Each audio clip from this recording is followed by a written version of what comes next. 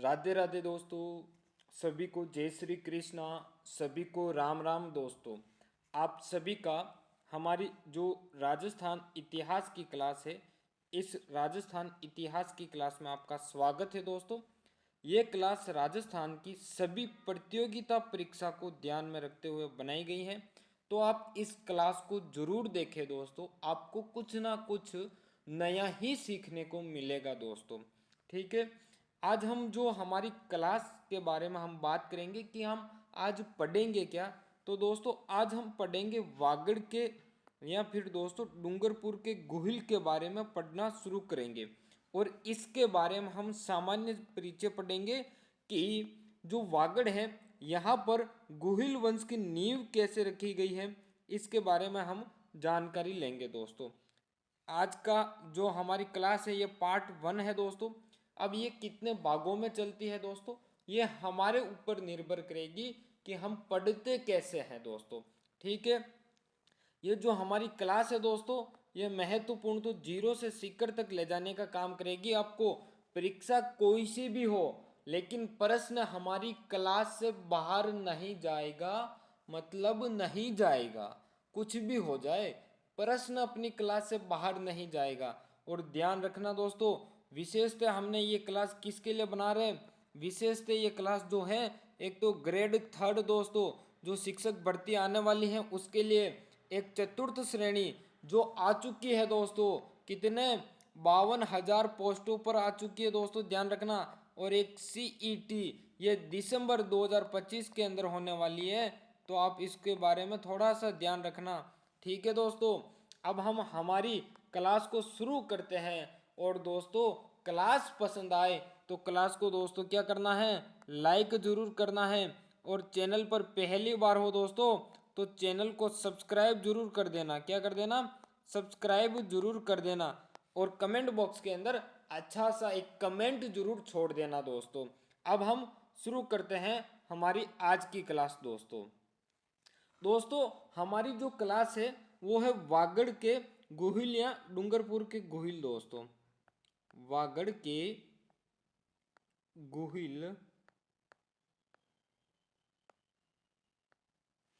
या फिर दोस्तों क्या है, डूंगरपुर के गुहिल। ठीक है ना, डूंगरपुर के गुहिल। क्योंकि दोस्तों पहले जो नींव हुई थी गुहिलों की, वो वागड़ क्षेत्र के अंदर रखी गई। और फिर वागड़ से धीरे धीरे यही क्या है, डूंगरपुर बना। और डूंगरपुर के बाद दोस्तों क्या है, डूंगरपुर बना। और साथ ही साथ कौन सा, अपना बांसवाड़ा बना था। क्या बना था दोस्तों, बांसवाड़ा बना था। तो यहाँ से हम जब डूंगरपुर और बांसवाड़ा की बात करेंगे, तब से हम डूंगरपुर के गोहिल अलग से पढ़ेंगे दोस्तों। तो अभी हम शुरुआत करते हैं हमारे वागड़ के गोहिल या डूंगरपुर के गोहिल के बारे में दोस्तों।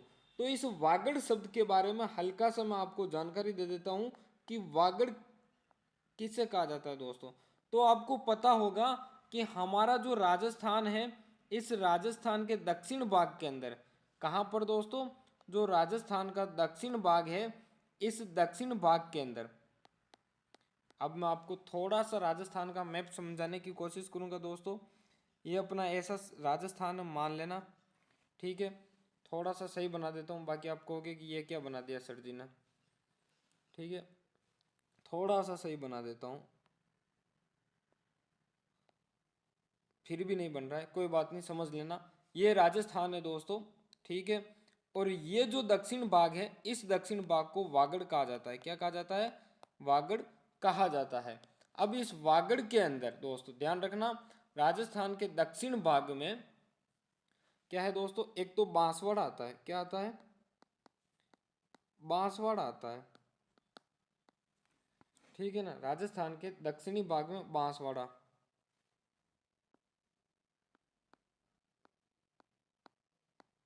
बांसवाड़ा। एक अपना आता है डूंगरपुर, ये डूंगरपुर। एक अपना आता है दोस्तों प्रतापगढ़ का कुछ भाग। क्या आता है दोस्तों, जो प्रतापगढ़ है, इस प्रतापगढ़ का कुछ भाग किसमें, वागड़ में आता है। प्रतापगढ़ का कुछ भाग क्या है हमारे वागड़ क्षेत्र के अंदर आता है, ये हमारे वागड़ के अंदर आते हैं। ठीक है दोस्तों, अब हम बात करते हैं इस वागड़ के अन्य नाम। कौन से नाम दोस्तों? इस वागड़ के अन्य नाम। कुछ जगह इसको कहाँ पर क्या क्या नाम दिया गया है दोस्तों? जैसे अपभ्रंश में इस वागड़ को क्या कहा जाता है दोस्तों? जो अपभ्रंश है, इस वागड़ का अपभ्रंश क्या नाम है दोस्तों? तो इस वागड़ को अपभ्रंश के अंदर, इस वागड़ को क्या है दोस्तों? अपभ्रंश के अंदर, अपभ्रंश में दोस्तों इसे क्या कहा जाता है? बागड़ कहा जाता है। क्या कहा जाता है दोस्तों? बागड़ कहा जाता है। और बात करूं इसे संस्कृत में क्या कहा जाता है, तो इसे संस्कृत में दोस्तों क्या कहा जाता है?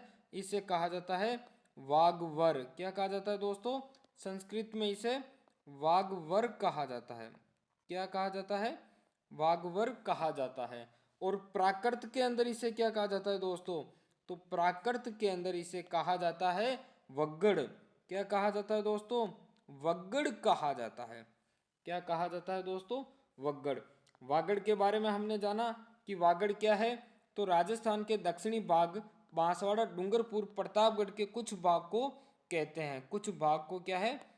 वागड़ कहते हैं। ठीक है, ये बात हमने जानी,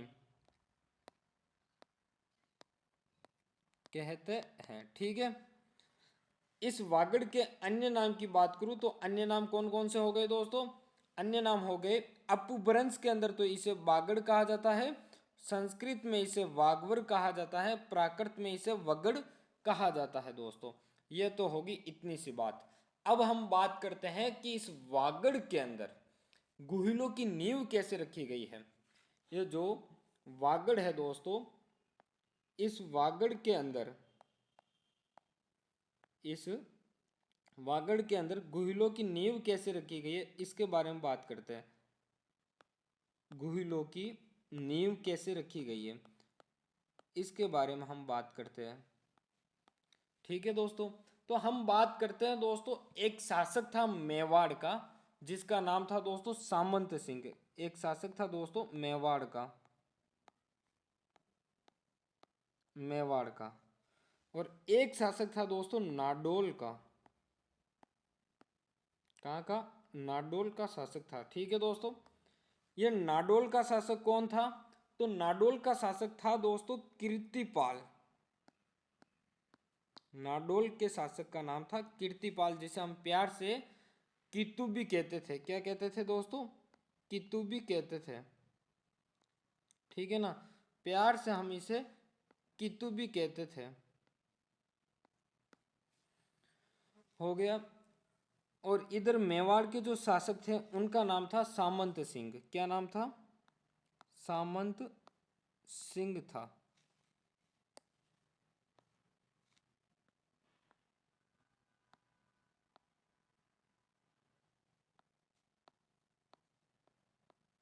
सामंत सिंह था दोस्तों। ठीक है, इस कीर्तिपाल ने, कीतु ने इस सामंत सिंह पर क्या है? आक्रमण किया दोस्तों। क्या किया? आक्रमण किया। इन्होंने क्या किया? आक्रमण किया। और ये आक्रमण दोस्तों क्या था? 1177 ईस्वी में। कब किया था दोस्तों? 1177 ईस्वी के अंदर आक्रमण किया था। 1177 ईस्वी में ये आक्रमण 1177 ईस्वी में कौन करता है? कीर्तिपाल करता है। और कीर्तिपाल कहाँ का था? नाडोल का शासक था। ठीक है, ये मेवाड़ के शासक सामंत सिंह के ऊपर आक्रमण करता है। और सामंत सिंह दोस्तों क्या है? पराजित हो जाते हैं। क्या हो जाता है दोस्तों? पराजित हो जाते हैं, कि इसने आक्रमण किया और ये क्या हो गए? पराजित हो गए। तो कीर्तिपाल क्या करता है? मेवाड़ पर अधिकार कर लेता है। क्या कर लेता है दोस्तों? मेवाड़ पर अधिकार कर लेता है। मेवाड़ पर क्या कर लेता है दोस्तों? अधिकार कर लेता है। ठीक है, अधिकार कर लेता है मेवाड़ पर। अब कीर्तिपाल ने दोस्तों मेवाड़ पर अधिकार कर लिया, तो सामंत सिंह जी क्या करेंगे? सामंत सिंह जी निश्चित है मेवाड़ छोड़कर क्या है कहीं और स्थान पर जाएंगे, तो ये आते हैं वागड़ की ओर। कहाँ आते हैं दोस्तों?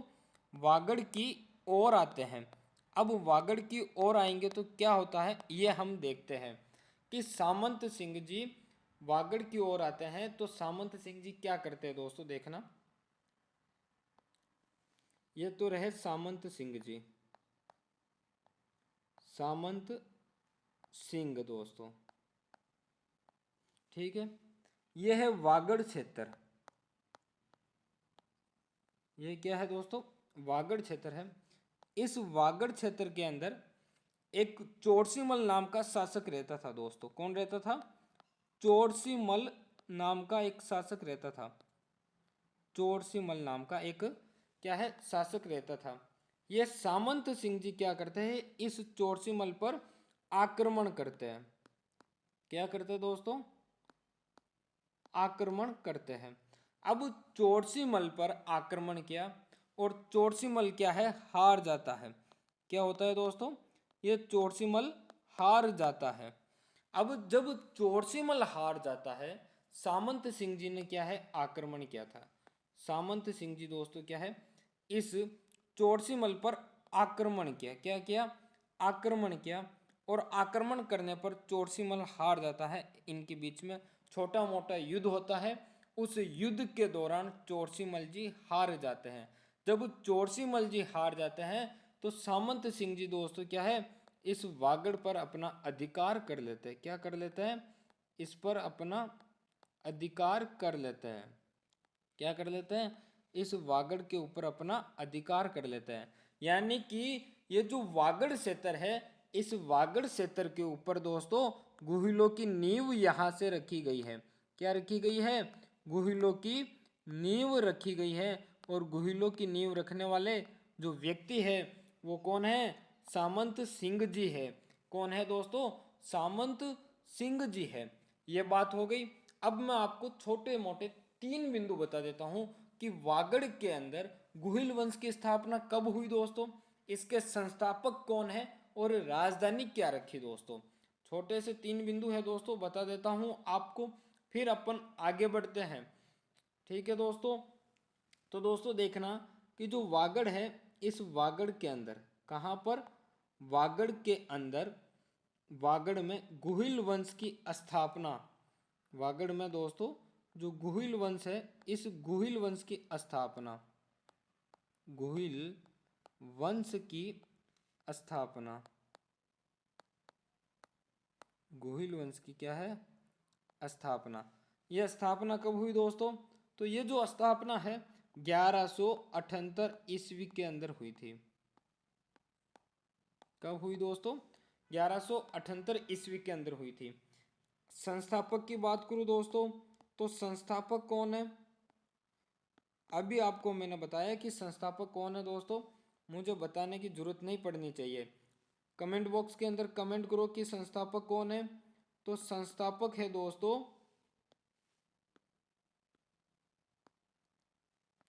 संस्थापक कौन है? तो संस्थापक है हमारे सामंत सिंह जी। कौन है दोस्तों? सामंत सिंह जी, ठीक है ना। संस्थापक कौन हो गया? सामंत सिंह जी। राजधानी, वागड़ के अंदर हमारे गुहिलों की राजधानी क्या बनी थी? सबसे पहले ध्यान रखना दोस्तों, राजधानी। तो राजधानी जो बनी थी वो थी दोस्तों वटपद्रक। क्या थी? वटपद्रक थी राजधानी दोस्तों। मैं अच्छे से लिख देता हूं ताकि आपको याद रहे। वटपद्रक थी। इससे अपन दोस्तों क्या है वज्रपटक भी कहते हैं। कहीं कहीं आपको वज्रपटक भी मिल सकती है और आपको कहीं पर बड़ौदा भी मिल सकती है। ठीक है, लेकिन खास कर ध्यान रखना ये जो आपको है वटपद्रक मिलेगी या फिर आपको बड़ौदा मिलेगी। वज्रपटक तो कहीं कहीं मिलेगी, बाकी अधिकांश वटपद्रक या फिर बड़ौदा मिलेगी दोस्तों।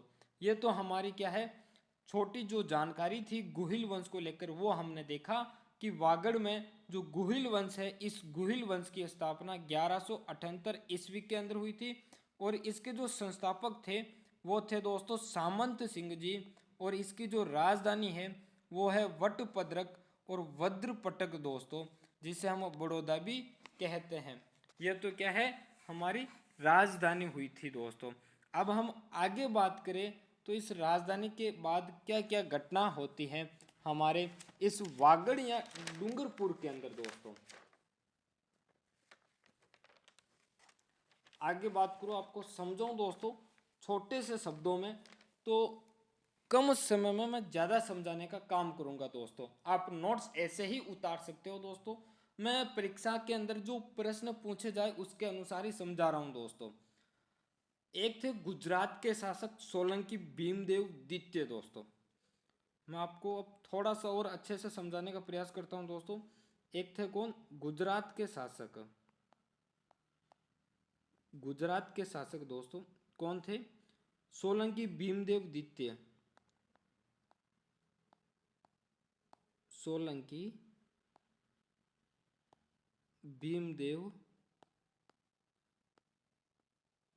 द्वितीय। ठीक है दोस्तों, भीमदेव सेकंड, द्वितीय को या फिर सेकंड को एक ही बात है, ठीक है ना।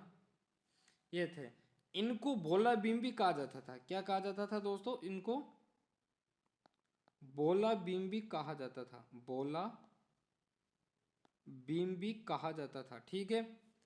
इधर हमारे दोस्तों वागड़ के शासक, वागड़ के शासक, वागड़ के शासक कौन है दोस्तों, सामंत सिंह जी है। कौन है, सामंत सिंह जी है, ठीक है दोस्तों। ये तो हो गए हमारे इधर की बात। अब हम बात करें दोस्तों, तो ये जो सोलंकी भीमदेव द्वितीय है दोस्तों, इन्होंने क्या किया, सामंत सिंह पर आक्रमण किया दोस्तों। क्या किया, आक्रमण किया। इन्होंने कहा कि मैं भी क्या है, आक्रमण करूंगा सामंत सिंह पर। और सामंत सिंह पर जब आक्रमण होता है, इस वागड़ पर आक्रमण होता है, तो ये सामंत सिंह जी दोस्तों क्या करते हैं, सामंत सिंह जी वागड़ छोड़कर चले जाते हैं। क्या करते हैं, इस वागड़ को छोड़कर चले जाते हैं। वागड़ छोड़कर क्या है, चले जाते हैं, वागड़ छोड़कर चले जाते हैं। अब कहाँ जाते हैं वो हम नेक्स्ट बिंदु पर बताऊंगा कि कहाँ जाता है। वागड़ छोड़कर क्या है, चले जाते हैं, ठीक है ना।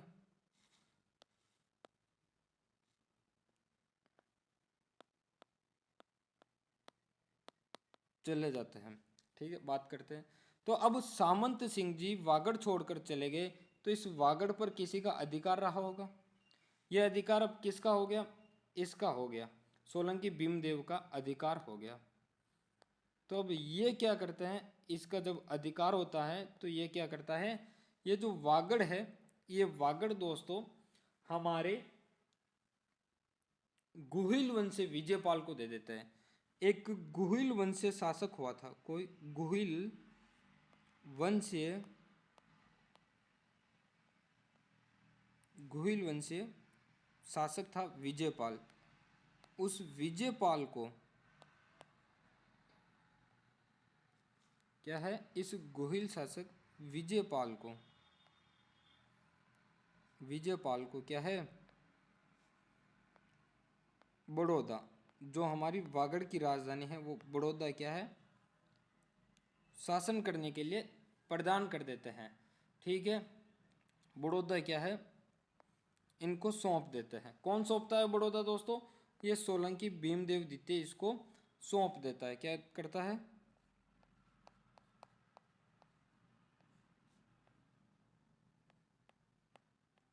ठीक है ना। इतना आपको समझ में आ गया ना,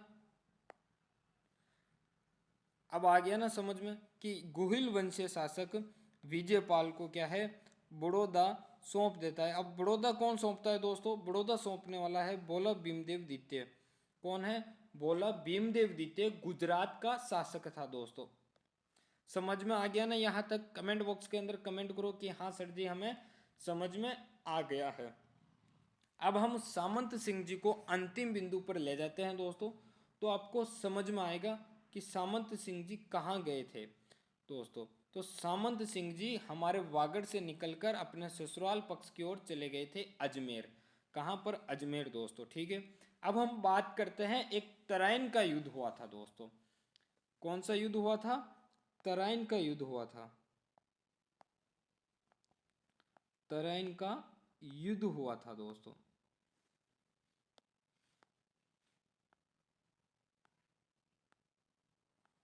ये जो तराइन का युद्ध हुआ था दोस्तों, ये युद्ध दोस्तों किन किन के मध्य हुआ था?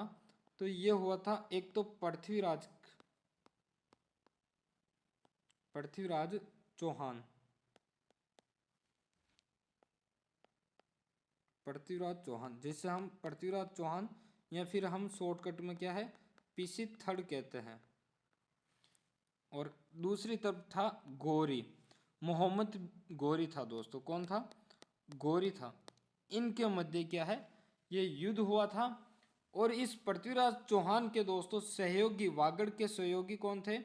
तो जो वागड़ के सहयोगी थे, वागड़ के सहयोगी, तो वागड़ के सहयोगी कौन थे दोस्तों? तो मैं वागड़ के सहयोगी के बारे में बता दूं, तो जो वागड़ के सहयोगी थे उनका नाम था दोस्तों सामंत सिंह दोस्तों। क्या नाम था? सामंत सिंह नाम था। सामंत सिंह नाम था दोस्तों। और ये सामंत सिंह जी दोस्तों क्या है, इस युद्ध के अंदर, इस तराइन के युद्ध में दोस्तों, युद्ध में क्या है, वीर गति को प्राप्त हो जाते हैं। वीर गति को दोस्तों क्या है, प्राप्त हो जाते हैं, ठीक है। अब जब वीर गति को प्राप्त हो गए, कौन? सामंत सिंह जी दोस्तों। तो क्या सामंत सिंह जी के वीर गति के बाद क्या कोई ऐसा शासक इनकी दोस्तों क्या है, सामंत सिंह जी के वंशज में कोई ऐसा शासक आया क्या, कोई इनका ऐसा उत्तराधिकारी आया क्या जिसने दोस्तों क्या है इस वागड़ पर पुनः अधिकार किया? तो दोस्तों बिल्कुल एक ऐसा शासक आया जिसने दोस्तों क्या है वागड़ पर पुनः अधिकार किया। उसका नाम था दोस्तों सामंत सिंह। और इस सामंत सिंह के वंशज में जो आया था उसका नाम है दोस्तों जयत सिंह। क्या नाम है दोस्तों? जयत सिंह। मैं आपको यहाँ बताता हूँ, ये जो सामंत सिंह है दोस्तों, इस सामंत सिंह के, किसके? इस सामंत सिंह के दोस्तों वंशज के अंदर बात करूं तो इसके वंशज के अंदर दोस्तों एक जो शासक बना था उसका नाम था जयत सिंह। क्या नाम था? जयत सिंह नाम है दोस्तों।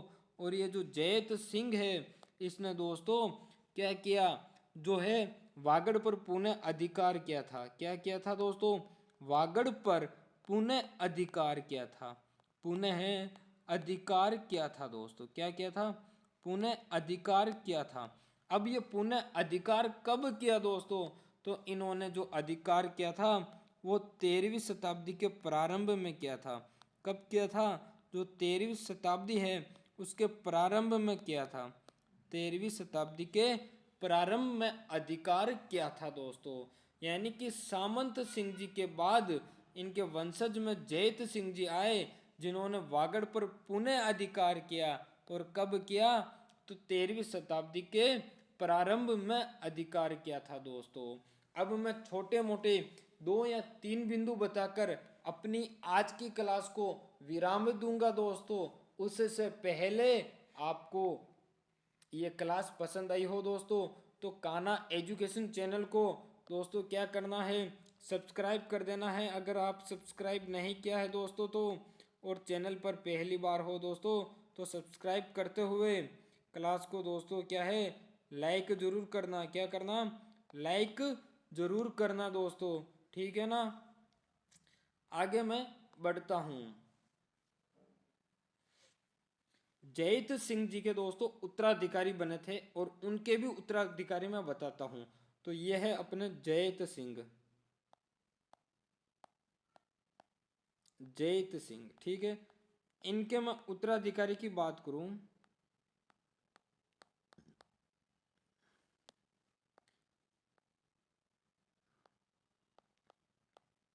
इनके मैं क्या है उत्तराधिकारी की बात करूं, तो इनके उत्तराधिकारी कौन बने थे दोस्तों जयित सिंह जी के? वो बने थे सिंहड़ देव। कौन बने थे? सिंहड़ देव। इस सिंहड़ देव के उत्तराधिकारी कौन बने थे? विजय सिंह बने थे। कौन बने थे दोस्तों? विजय सिंह बने थे।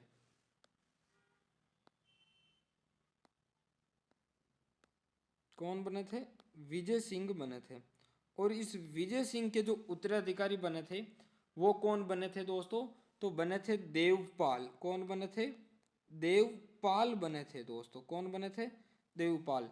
दोस्तों ध्यान रखना, ये जो तीनों उत्तराधिकारी है सिंहड़ देव, विजय सिंह, इन्होंने वागड़ की सीमा का क्या है, जो वागड़ की सीमा है उस वागड़ की सीमा का विस्तार किया था।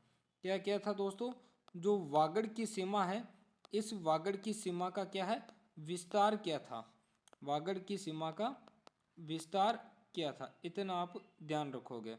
विस्तार किया था, और विस्तार भी किन शासकों को पराजित करके किया? तो ध्यान रखना, बिलो व परमारों को पराजित करके किया था। बिलो व परमारों को, किसको दोस्तों?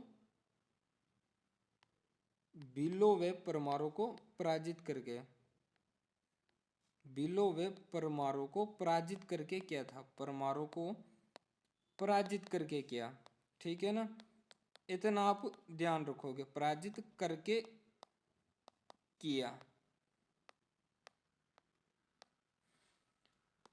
अब हम अंतिम बिंदु पर चलते हैं कि ये जो हमारे वागड़ के शासक है ये कहाँ से संबंध रखते थे और इन्हें क्या कहा जाता था दोस्तों। तो ध्यान रखना, जो वागड़ के शासक है दोस्तों, ये वागड़ के शासक आहार से संबंध रखते थे। जो वागड़ के शासक है, ये वागड़ के शासक दोस्तों कहाँ से? वागड़ के शासक आहार से संबंध रखते थे। कहाँ से दोस्तों? आहार से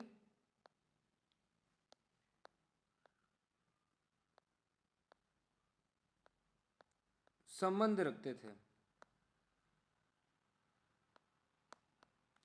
जिसके कारण इन्हें दोस्तों क्या है, आहाड़िया कहा जाता था। क्या कहा जाता था? एहेडिया कहा जाता था। एहेडिया कहा जाता था दोस्तों। क्या कहा जाता था? एहेडिया कहा जाता।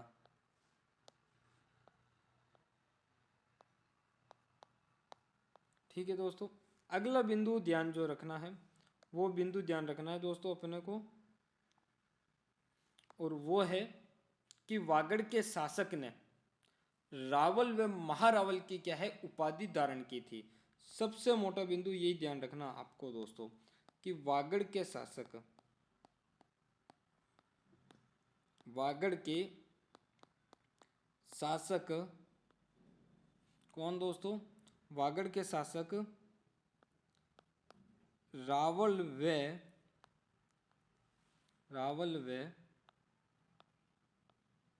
महारावल की क्या है उपाधि धारण की थी। महारावल की क्या है उपाधि धारण की थी। महारावल की उपाधि धारण की।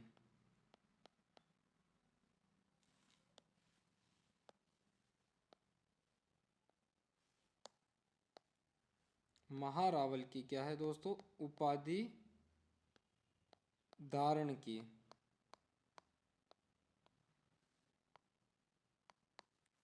ठीक है दोस्तों, ये रही अपनी आज की क्लास कंप्लीट। दोस्तों मैं आपको एक छोटा सा रिवीजन करवा देता हूँ आज की क्लास के अंदर हमने क्या क्या पढ़ा दोस्तों, फिर आप क्या है शुरुआत करना दोस्तों।